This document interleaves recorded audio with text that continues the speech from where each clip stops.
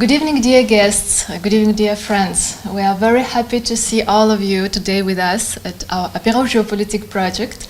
It's an independent discussion platform which we created with the Swiss University of Applied Science Institute to raise important geopolitical questions, topics, to understand better what is happening, maybe to create some future scenarios and constructive ideas. And thank you again, Dimitrios, for this opportunity to gather together in this adorable chateau. I would like to introduce our experts. Shortly, myself, my name is Kati Kojuhari. I'm an ex-journalist and author of the books. One of them is Building Peace, Moldova, Switzerland. Dr. Daniel Werner, he's Swiss-American expert, former doesn't matter. Former deputy. You can skip. No.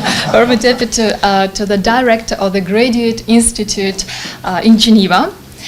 Brunson McKinley, diplomat at the State Department, former U.S. ambassador to Haiti, former general director of the International Office for Migration at the United Nations in Geneva, and Hicham Lihmissi, a geopolitical expert, regular columnist to the different international media, and lecturer at the Swiss University.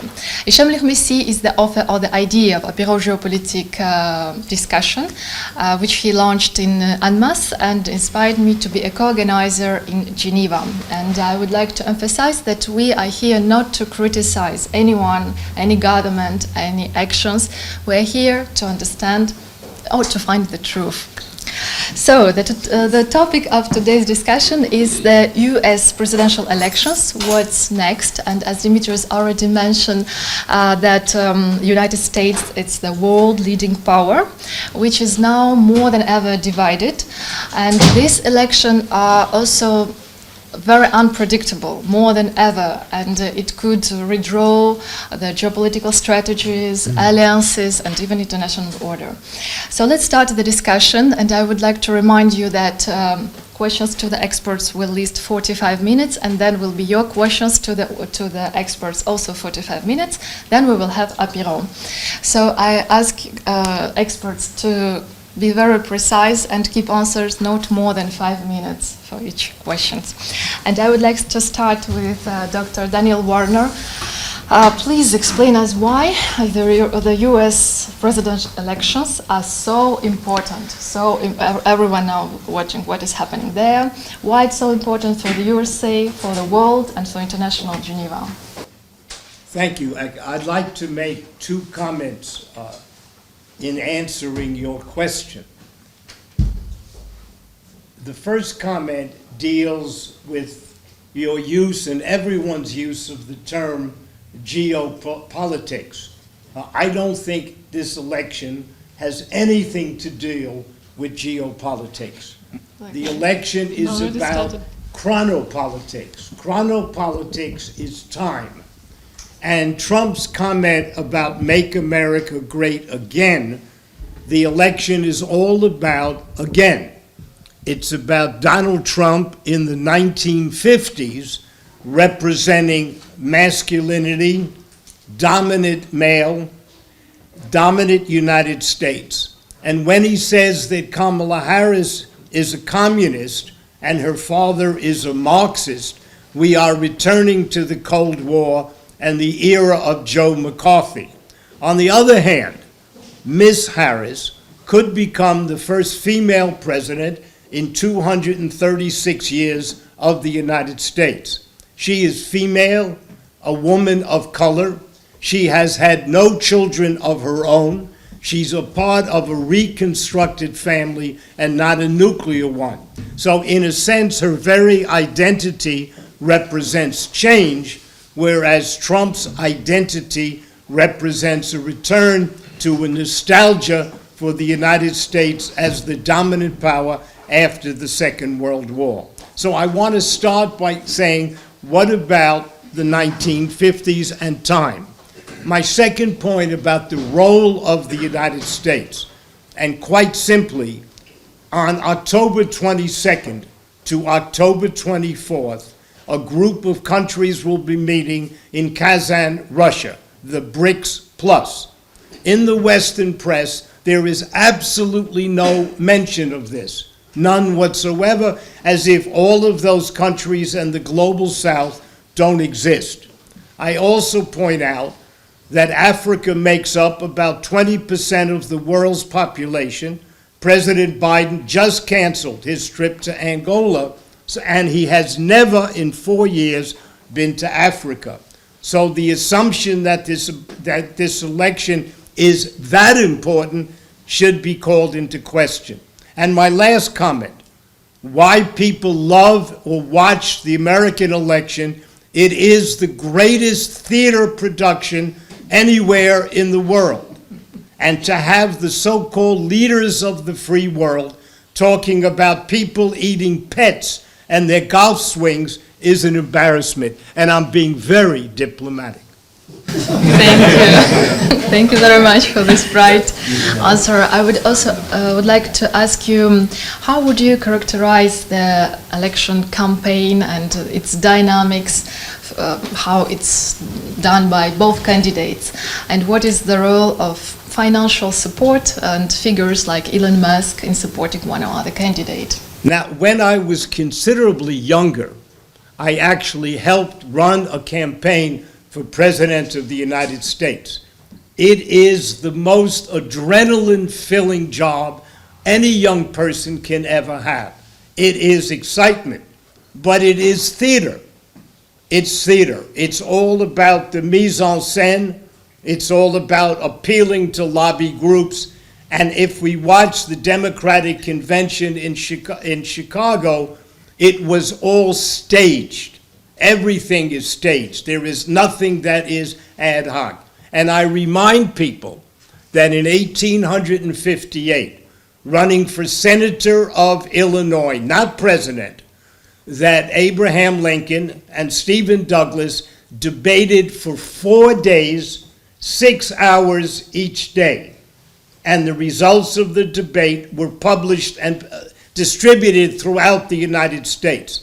So the campaigns that Ecker is referring to are just for television, and they are theater and entertainment. They are not serious politics. Real issues are never discussed. Okay, thank you. And about financial support, Elon Well, Musk? we see that Ms. Harris has raised $700 million in the last quarter. The question is where it's good for certain people because they can deduct it from their taxes. Can you buy an election? And I'm not going back to Chicago, Illinois, and John Kennedy and his father. The question is the relationship between money and actually how people vote, and I have absolutely no idea of the cause and effect. Thank you very much. Question to Chandler Missy. Please, can you briefly explain the electoral system of the USA? Sorry. And especially about swing states, how important they and how the candidates fighting for them. Alors je vais sauver les quelques rares francophones absolus ici. Donc je vais m'exprimer en français. Bon, c'est la tradition, on a toujours cette espèce de double présentation, anglais-français. Donc là, c'est moi qui joue le mauvais rôle. Et en plus, c'est moi qui va jouer aussi le mauvais rôle, parce que je vais certainement être le plus critique vis-à-vis des États-Unis. Mais avec ce qui vient d'être dit, je ne suis pas sûr que je le sois sur toute la durée. Alors, ce qui était donc proposé ici était très intéressant parce que Daniel Warner a commencé tout d'abord à présenter le système électoral américain, l'élection présidentielle qui arrive, comme une opposition en fait entre d'une part une Amérique et une autre, donc entre guillemets une Amérique qui représenterait en quelque sorte le monde dominant, vous aviez utilisé le terme de mal dominant, parlant de Trump, et de l'autre côté, une nouvelle Amérique, une Amérique entre guillemets qui présente certaines origines, bon, afro-américaines et indiennes pour Kamala Harris, divorcée si j'ai bien compris. Non, elle n'a pas des enfants elle-même. Elle n'a pas d'enfants. Et elle était critiquée d'être pas mère des enfants elle-même. Voilà, donc une candidate qui ne correspond pas en fait au modèle traditionnel qui veut que le candidat soit quelqu'un de marié, qui présente un certain nombre d'éléments qui en fait représentent un petit peu le modèle de la famille traditionnelle ou de l'américain traditionnel. Et ça c'est extrêmement intéressant parce que ça met en avant les enjeux en fait, d'une élection qui va présenter, en fait, quelque part une opposition pour les États-Unis de deux modèles de société, mais au-delà de ça, qui rend compte de fractures, et de fractures multiples. On a souvent, l'habitude de regarder ce qui se passe ailleurs avec nos yeux à nous. Lorsqu'on regarde l'élection présidentielle américaine, on a peut-être cette envie de transposer ce qui se passe, par exemple, dans la France voisine, où on a une élection présidentielle qui relève d'un scrutin direct à deux tours, qui est fortement issu un petit peu du jeu des partis, des médias et un petit peu des lobbies. Aux États-Unis, on a une élection qui est très différente, en ce sens où on a une élection qui est en réalité très territorialisée. C'est-à-dire qu'on fait une focalisation sur Trump, sur Kamala Harris, alors qu'en vérité, l'élection, elle se joue au niveau des États et au niveau des comtés. C'est-à-dire que, pour présenter un petit peu les choses et répondre à la question, c'est qu'en fait, on a un collège de grands électeurs, on en compte environ 538, qui sont à la fois destinés à être des sénateurs, et on a 2 sénateurs par État, et ça c'est une donnée qui est extrêmement importante, parce que ça veut dire que sur la cinquantaine d'États qui forment la Fédération des États-Unis, un petit État vaut autant au Sénat que la Californie, qui est quasiment peuplée autant que l'Espagne. C'est pour vous donner quand même cet élément de comparaison. À côté de cela, vous avez une représentation plus proportionnelle à travers les représentants qui vont siéger au Congrès. Et en fait, c'est cette élection localisée qui va déterminer la victoire finale. Et ce point-là, il est très important parce que si on regarde les dernières élections, par exemple, Biden-Trump, je ne rentre pas dans la logique de contestation, est-ce que Trump a gagné réellement ou pas, ce n'est pas là la question, mais on est toujours étonné de se dire, tiens, mais comment se fait-il que Trump conteste une élection alors que si on regarde au niveau démographique, Biden a beaucoup plus de voix que Donald Trump, et on a eu aussi des élections dans le passé où on avait le candidat, généralement candidat démocrate, qui avait toujours plus de voix que le candidat républicain, et le candidat républicain finissait par gagner, notamment l'élection de 2016 où Donald Trump a gagné, mais au final, il a eu moins de voix en réalité que le candidat qui était en face de lui. Et justement, c'était Hillary Clinton, pardon. Justement, ce point-là, il est très important parce que ça rend en fait compte d'une élection où vous avez un certain nombre d'États, qu'on appelle les États pivots, swing states, hein, c'est ça en anglais, qui joue un rôle déterminant dans le choix en fait du président.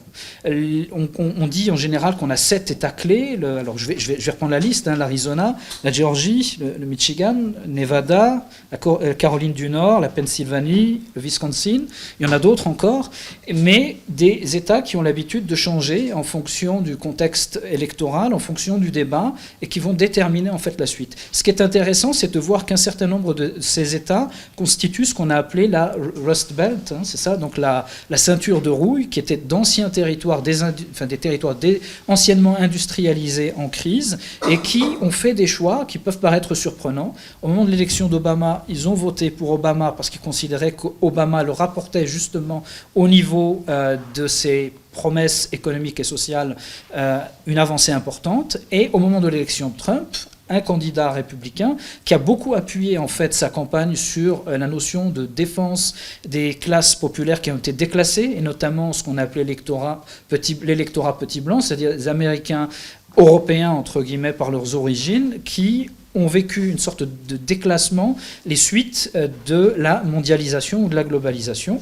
Et aujourd'hui, cette élection, elle se joue autour de ces États avec des thématiques qui opposent en fait, on peut dire peut-être 2 Amériques, hein, comme cela a été présenté au début, et c'est là vraiment le cœur de l'élection.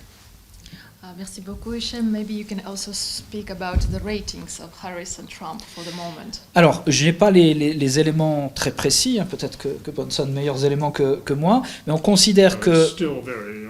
Alors, si on prend la cote de popularité, a priori, Trump a une meilleure cote de popularité que Kamala Harris, mais ni l'un ni l'autre n'ont une cote de popularité qui se rapproche de toute façon des 50%. On est autour de 35-40 pour Trump et aux alentours de 30-35 pour Harris. Mais ça ne veut rien dire parce que c'est vraiment le vote des territoires, le vote des États qui va faire la différence. Et là-dessus, on pourra y revenir. L'élection est extrêmement serrée d'après un certain nombre d'indicateurs. Merci beaucoup, Hichem. The question to Mr. Brunson. According to Statistic Research Department, more than 40% of the population in the United States, they believe that it's necessary to focus on the domestic problems, like immigration, health, economic questions. So what is the strategy to resolve these problems by Harris and Trump? That's a good question. I think I'd like to start on a slightly different angle, however, in commenting first on what Danny said. And Danny is right. He has it right. The election is a bit of a joke. The campaign is a farce. The candidates are bizarre. But the election is very important. It's a very, very important election. And despite all the strangeness of it, I think a lot of things are at stake, not just for the United States, but for the whole planet. And I hope we can examine that aspect, that is, the role of the United States in the world and the interreactions of the United States with the other big powers, because I think that is a very, very important, significant difference, possibly, between the two parties in this election. And Danny was right to mention the BRICS. Americans don't know much about the BRICS, nor do they care much about the BRICS, Brazil, Russia, India, China, South Africa. But they should, and they will. They will. The way things are going, they will know a lot about the BRICS before this decade is over. So we need to concentrate, I think, on the big picture. But I've been asked first to look a little bit at the domestic side of things. And it's true that that's where the election is going to be won or lost. The American voters are not going to vote about foreign policy. They're not going to vote about China. They're not going to vote about Ukraine. They're not going to vote about the BRICS. They're going to vote about what's happening at home. And the economy is big, immigration is big, crime, education, these are big issues.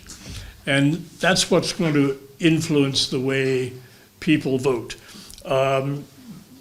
Kati asked, how the two sides play out on those issues. And I could briefly, I think, characterize it as follows.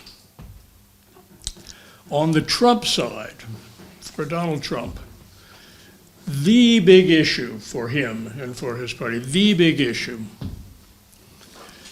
is draining the swamp. Now that sounds a little funny, I suppose, in the ears of many people, draining the swamp. But what does he mean? He means that in America, the parties are divided between the two coasts, between the better educated and the less well educated, between the workers and those who are profiting from globalization.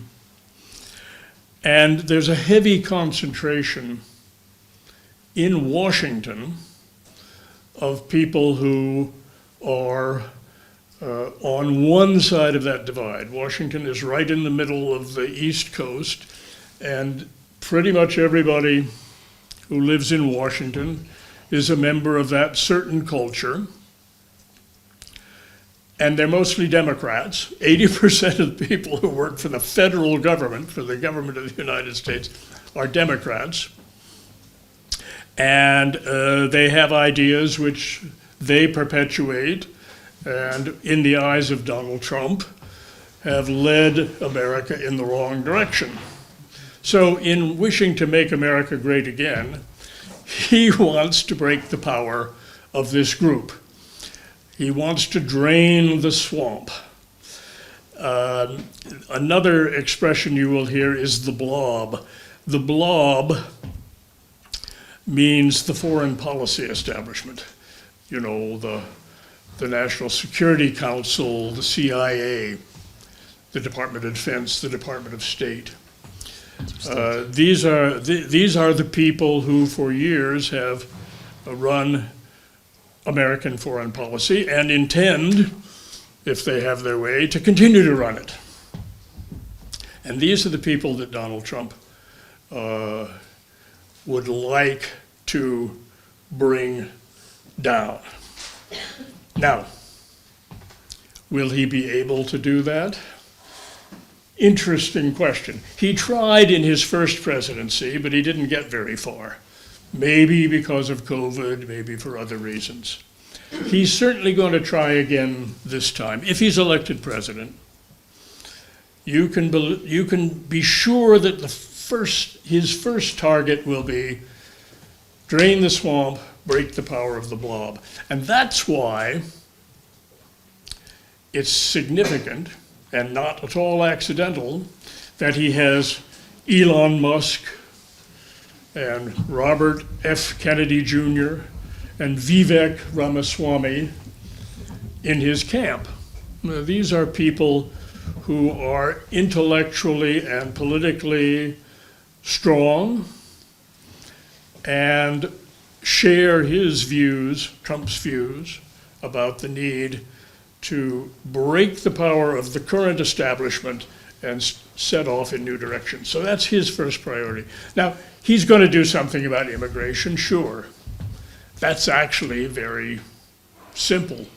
You build a wall, it doesn't cost that much. You give new orders to the border guards. You can do a lot to cut down immigration, and he'll probably do that because he's run his campaign largely on immigration, so he'll have to deliver something. He'll want to revive the economy. His formula is tariffs. Tariffs have worked in the past. 100 years ago, America was tariff protected. But that was in a period when America's industries were new and growing and coming online. We're in a different situation now. The industries have gone elsewhere. Have they not? To apply tariffs now will, in a big, serious way, will certainly be inflationary. And the last thing Trump wants to do is set off a new inflationary spiral. He's running against Biden for the inflation. Biden did cause an inflationary spiral by his underfunded overspending on green energy and other things. Trump doesn't want to start off a new inflationary spiral, but he's got to do something about tariffs. He's talked about it a lot, so there'll be a few tariffs. Chinese electric cars, you won't see too many of them in the United States. There'll be other selected tariffs. He has to do something. But he won't be able to get away with a large-scale tariff regime protecting the whole of the American economy. There isn't that much left to protect, to be very honest, in some ways. Now, on the Harris side, what will they do domestically if they're elected? Well, that's a little easier. Harris will do what Biden has been doing. Harris is the continuation of the Biden presidency. She'll do some of the opposite things to Trump. She will leave the border open. She will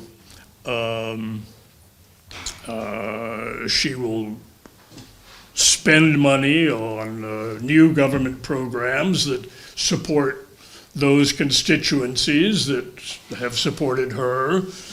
women, better educated, the coastal elites, and so on. So the green energy will be pursued, as opposed to Trump, who will roar back towards fossil fuels in a big way, I think. So it'll be more of the same. Plus maybe the abortion issue. She has made that a big thing in her campaign, pro-choice. So she'll have to try to do something, but I don't think she can really get very far with it. I mean, it's a good issue to talk about in a campaign.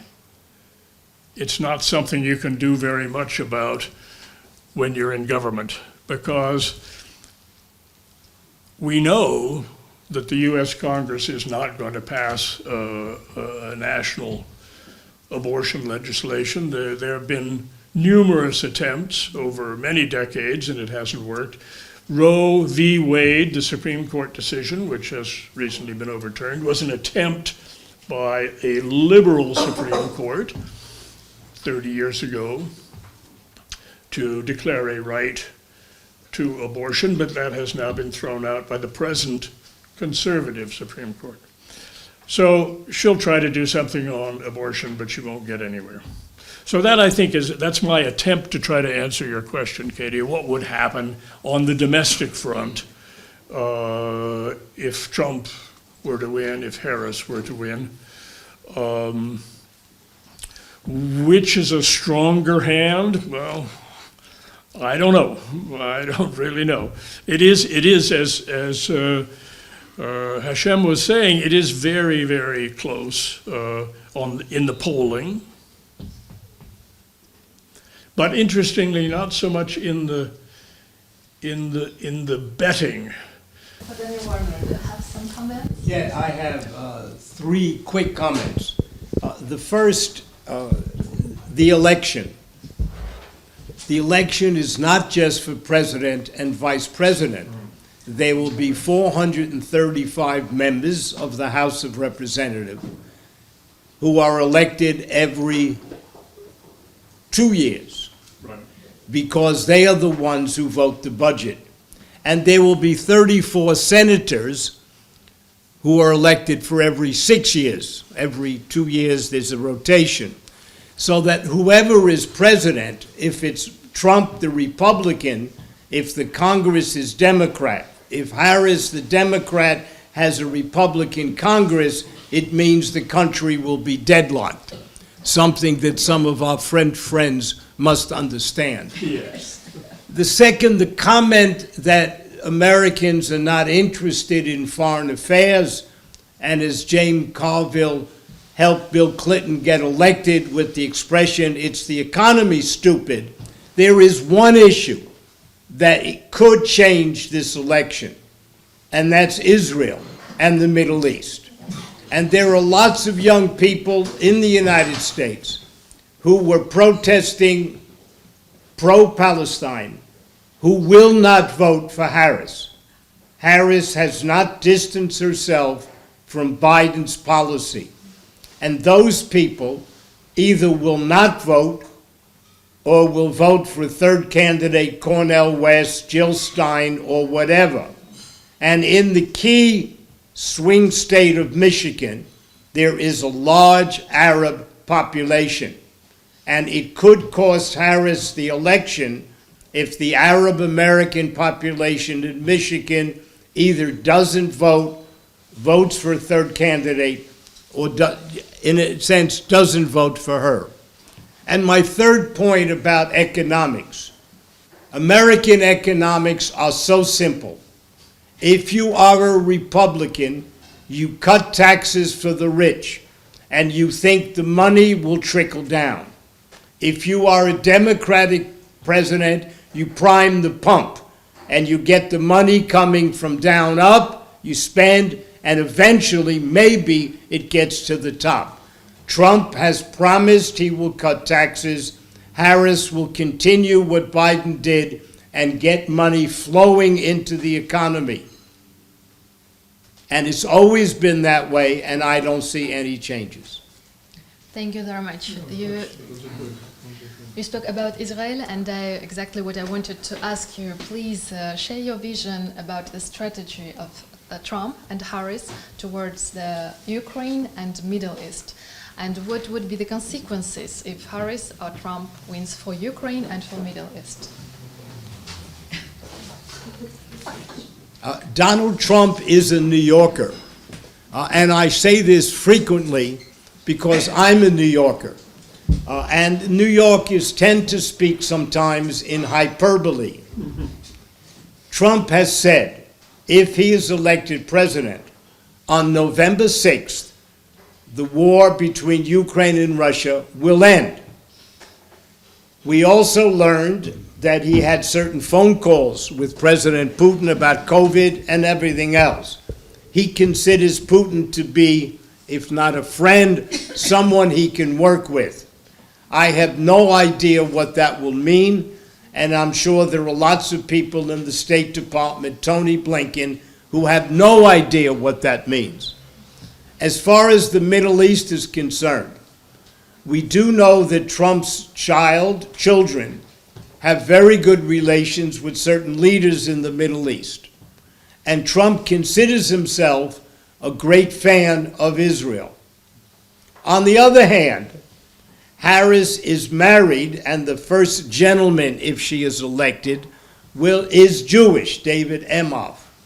And every time Harris is asked about the Middle East, she always begins by saying, Israel has the right to defend itself, but we have to reduce the suffering. So I don't think the United States at this moment, either Harris or Trump, has a clear vision of what to do. There has been more and more pressure, we are told, on Netanyahu, Prime Minister Netanyahu, from the American government to quickly make a hostage deal and to stop the bombing. And after all, the United States is the main supplier of money and weapons to Israel.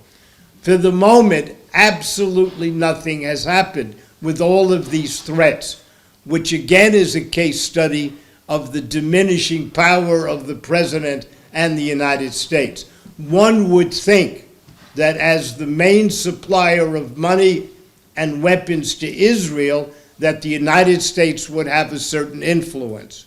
Now, why is that happening? Well, the argument on both Harris and Trump's mind is that there is an important, if not large, an important Jewish lobby in the United States. But over a period of time, since October 8th, and my date is correct, since October 8th, there are more and more members of the Jewish community, wherever, students, etc., who are against the Biden administration's policy. So there's no guarantee that just because they say that we want this to stop, that Biden or Harris or whatever will change that. Now, coming to Russia and Ukraine, the answer is quite simple. There are not enough Ukrainians in the Middle West to have a strong influence on the United States. And I think if Trump were elected, there will be a relatively quick deal between Russia, the United States, and eventually Zelensky will have to understand that Ukraine is not going to go back geographically to the way it was before.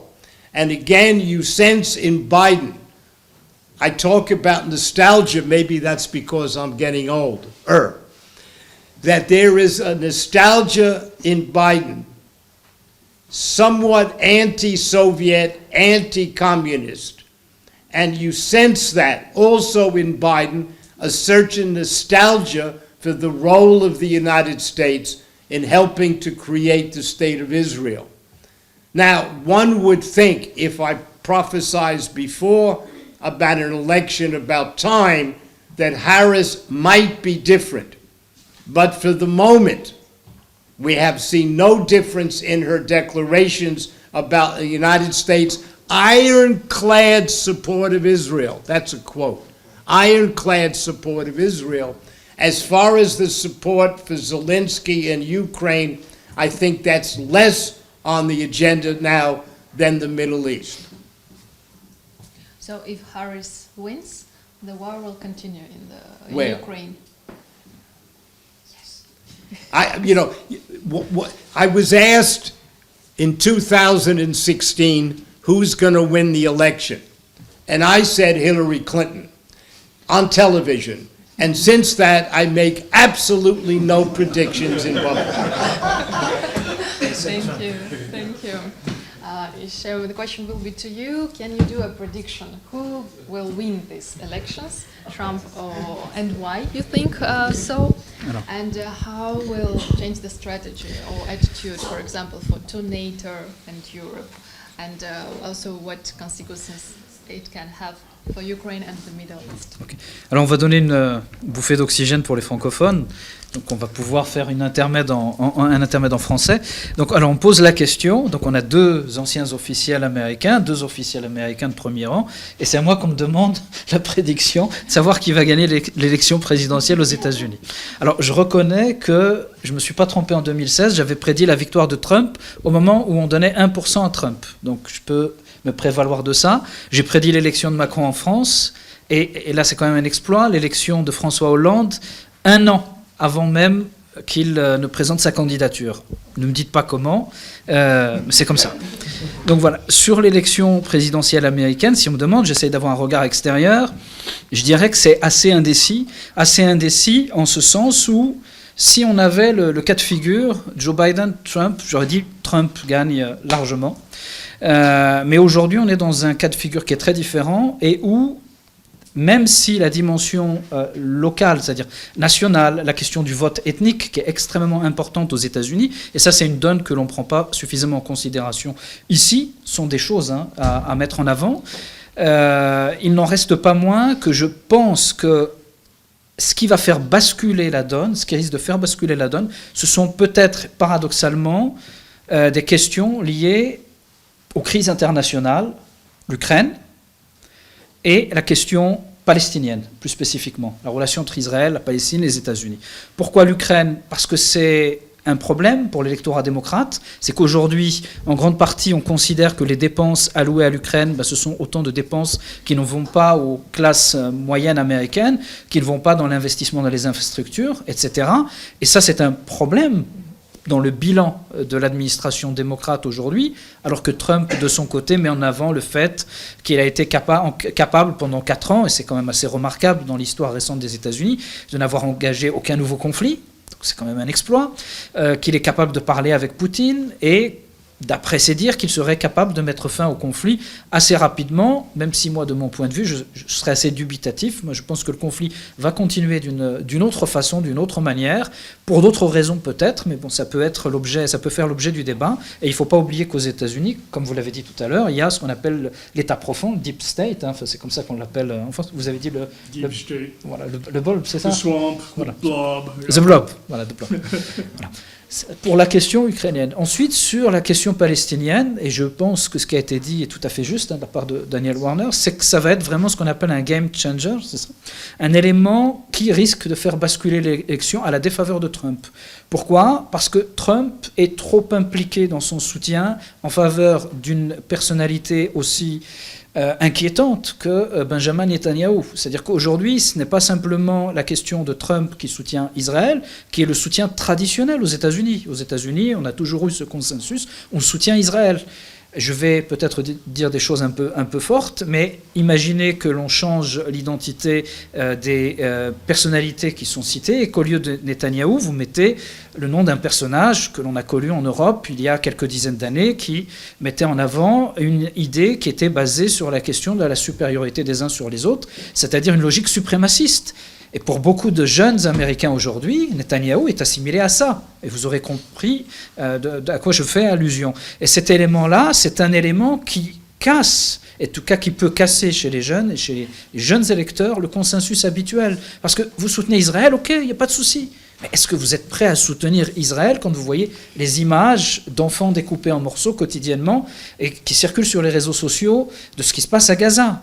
Et ça, c'est une question pour laquelle un électorat qui était traditionnellement totalement acquis à Israël est aujourd'hui dans une logique de remise en question. On parle souvent de l'électorat évangéliste. On dit que l'électorat évangéliste, il est totalement pro-israélien pour des raisons historiques sur lesquelles on peut revenir en quelques mots. C'est assez simple, c'est qu'aux États-Unis, vous me direz le contraire si c'est faux, on a eu à la base une immigration européenne qui était une immigration basée sur des motifs économiques, mais aussi des motifs religieux. C'est-à-dire que sont partis d'Europe des gens qui ont considéré qu'ils n'étaient pas respectés dans leur ancrage protestant, évangéliste, et ils se sont représentés symboliquement dans la traversée de l'océan Atlantique, eh bien, de la même façon que les Hébreux, à l'époque, qu'on appelle aujourd'hui le peuple juif, eh bien, traversaient la mer Rouge derrière Moïse vers la terre promise. Les États-Unis ayant été une sorte de terre promise, en fait, pour ces Européens qui quittaient l'Europe en direction de l'Amérique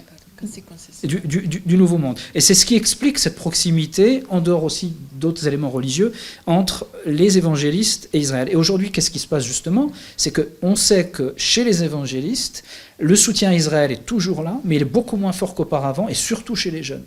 Et si on rentre dans la micro-science politique, entre guillemets, et notamment aux États-Unis, des petits électorats, notamment l'électorat arabe, qui compte quand même quelques millions de personnes, c'est dans certains États qui sont des États clés, quelque chose qui peut faire basculer l'élection. Et je pense que même si les choses sont extrêmement serrées, la question palestinienne peut jouer un rôle important dans le futur résultat. Et sur la question de politique étrangère, how the strategy will change to the NATO. Alors, je vais tenir des propos un peu provocants. Des étudiants m'avaient demandé la semaine dernière qu'est-ce que je pensais de l'élection américaine, quelles seraient les conséquences. Alors moi, j'ai dit, l'élection américaine va se jouer en fait deux scénarios en matière de politique internationale. Soit la Troisième Guerre mondiale commence en Ukraine, soit elle commence en Iran. C'est au choix selon le candidat qui va ressortir. J'ai dit de façon un petit peu provocatrice, mais c'est simplement pour mettre en avant le fait que si Trump est élu, très certainement que l'Ukraine va devenir un point de fixation beaucoup moins important. Par contre, le fait de sa proximité particulière avec Israël, et notamment le fait qu'il ait chez lui les éléments israéliens à travers son gendre, c'est Jared Kushner, donc sans rentrer dans tous les détails, fait qu'il y a un risque peut-être de malinterprétation de ce qui risque de se dérouler entre Israël et l'Iran, et que les États-Unis puissent être entraînés dans une guerre avec l'Iran qui aurait des effets dévastateurs sur la région du Moyen-Orient, mais peut-être beaucoup plus. Et donc on a le choix, je dirais, entre les deux, et je le dis de façon un petit peu provocatrice. Hein. Voilà. Yeah. Voilà. Thank you, Hashem. Question to Brunson. How do you see candidates' plan to reshape American global leadership? The big question. Especially facing challenges from China and Russia. We're out of, things have changed and are changing. Because we're out of the unipolar moment. The U.S. is no longer in a position to do what it wants. China has achieved economic parity with the United States, and in some ways has a much more sophisticated strategy in terms of geopolitics than the old American one.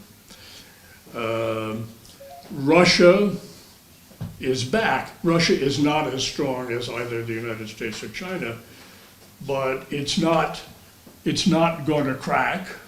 It's not to be pushed aside. It's there.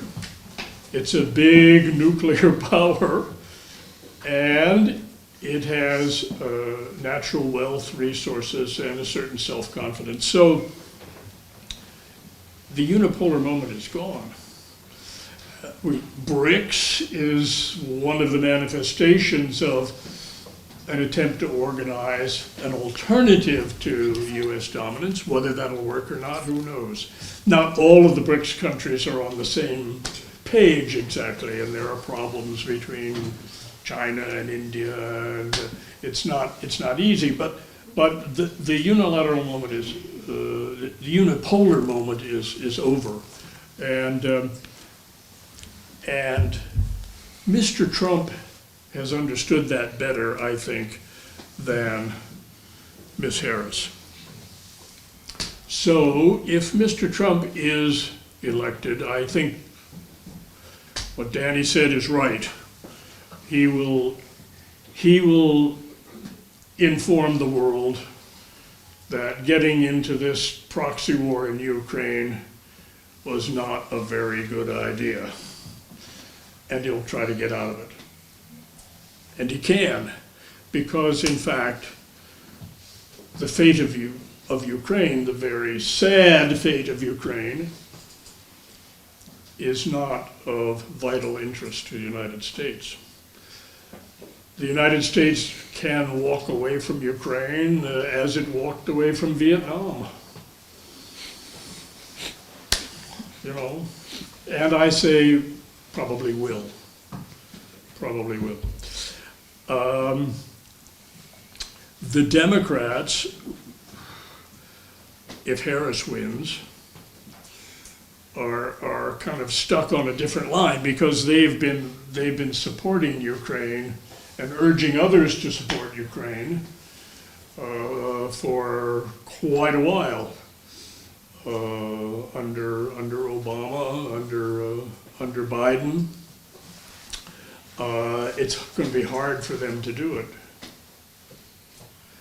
But at the end of the day, reality wins. At the end of the day, the Democrats too are going to have to find some way to back out of Ukraine, I think. And then, you know, a lot of Europeans would say, well, where does this leave NATO? Because NATO has followed the American lead very strongly, sometimes more strongly than America. Where are they? Well, they're faced with some tough decisions. I don't think that Donald Trump will pull the United States of America out of NATO. I don't think that's not what we're talking about. But he will downplay the American commitment to the defense of Europe and insist that the Europeans take more upon themselves. And he will do something about China. But what? But what? That's the big question. And you know, there's an interesting debate going on inside the United States and of course all around the world. Is the right approach the containment of China? That certainly follows on with the containment of the Soviet Union. A ring of allies around China to keep her locked up in the continent, you know, or engage with China at the risk of letting China grow even greater economically with more military power. It's an interesting debate, and we'll see how Mr. Trump comes out on that if he is elected president. Thank you. I'll stop there. Thank you very much. My last two questions will be to Dr. Daniel Warner. It's about golden standard of democracy. So according to the research in 2023, 75% of Americans, they don't believe that the elections this year in 2024 will be fair. They think the democracy is in risk. So what do you think about these elections? Will it be fair, democratic? The election will not end on November 5th. The only question is how much longer it will go on. There will be court cases. They've already started. And the lesson of 2020, the fact that Trump and J.D. Vance don't admit that Biden won the election, the only prediction I will make is that the election will not end on November 5th, and the court cases will go on and on. The issue, will it lead to civil war? I don't think so, but it will be nasty, and there will be several days before some kind of decision is made, but it will be contentious, and it will go to the courts. Whether it goes to the Supreme Court, as it did with Gore and Bush, I don't know. But this is not simple. So the whole question of democracy has two meanings. One, it's just the simple meaning of vote. The other is the spirit of democracy. And the question really is, will technically this election be finished on November 5th? And there I will predict no. Thank you. My last question is, some political scientists thinks that post-electoral violence is very possible and even worse.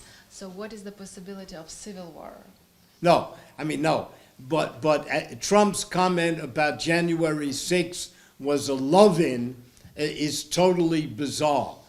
And I do think there will continue to be, especially if Harris wins, there will continue to be outbreaks of different forms of mutiny in the United States or treason. If Trump's elected, he's going to pardon most of the people who were involved in January 6th.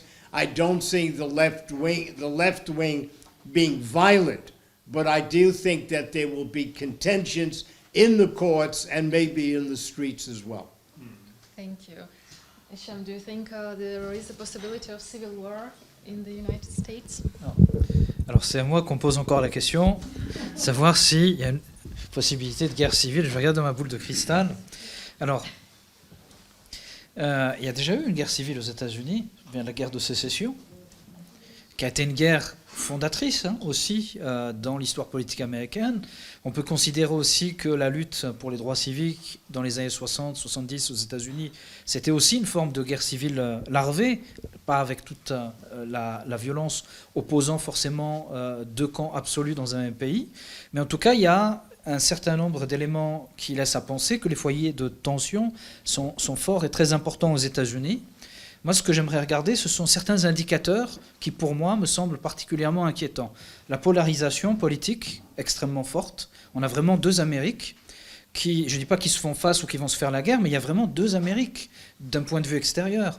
Vous avez 370 millions d'armes qui circulent, c'est quand même un élément à prendre en considération, un taux de criminalité particulièrement élevé, et puis surtout, on est dans une situation extrêmement paradoxale d'avoir un pays extrêmement riche du point de vue nominal, avec l'un des PIB par habitant les plus élevés du monde, l'équivalent du même PIB par habitant que celui de la Suisse. Mais quand vous êtes en Suisse, vous vous rendez bien compte que le mode de vie en Suisse, le niveau de vie moyen des gens, c'est pas le même que celui des États-Unis. Il y a des hyper riches aux États-Unis, on a des hyper salaires, très bien, il faut juste ne jamais tomber malade.